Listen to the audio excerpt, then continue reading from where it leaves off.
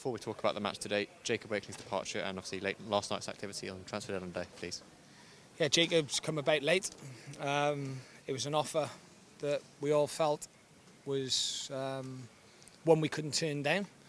And look, we tried to counteract that by making a six-figure bid for a striker.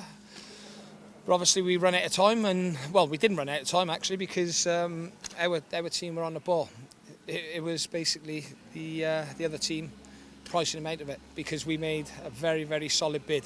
But you know, Jacob is you know, we got a good fee in for him, and he goes with our blessing. Obviously back to the game today in a draw at Doncaster today. How did you see that one? We were very poor today. I thought we were slow. Slow in our decision making. We played into their hands second half. We weren't as composed. The pitch was dry. I know, you know, but we want to move the ball quickly. But our decision making was off today because we played right into their hands. I've never seen us put so many balls long from distance into the box, and that's not what we're about. You know, we want to open them out and create angles.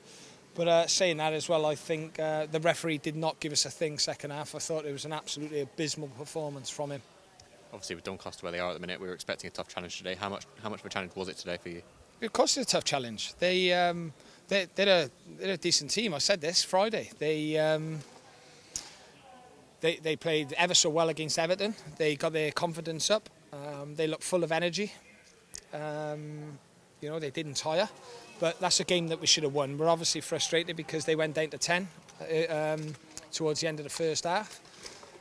But we won clinical enough today, and you know, that's one that we should have had another 2 points from. But saying that, we've come away from home. It's another clean sheet, and we're still unbeaten. You obviously touched on the red card there. How did that affect the obviously preparations going into that second half?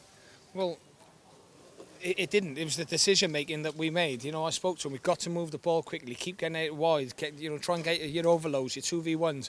We were too deep, played into Ironside's strengths, where he wants to back in, win free kicks, and look, we played into their hands basically. Defensively, however, that's positive. Back-to-back clean sheets. How pleasing is that? Well, it is pleasing. Yeah, it is. And like I said, we're not going to win every game 6-0, but I would have taken 1-0 today, definitely. Over 700 away supports today. Again, how brilliant were they? They were brilliant, as always. So, you know, it's quite a cliche. You know, you keep asking me, I'll mention it all the time. They're fantastic. They spent their hard-earned money to come up here, and you know, when they do that, I just wish we give them the 3 points to go home with. But in truthful, being honest, we weren't good enough in key moments. We also look ahead now, remain unbeaten in the league as we look ahead to Sutton next week at the penalty ground. Yeah, it's going to be a tough game. You know, they've had a go this summer. Matty Gray's team are very, very hard to play against. But yeah, we'll go. We'll be ready and try and get the 3 points at home.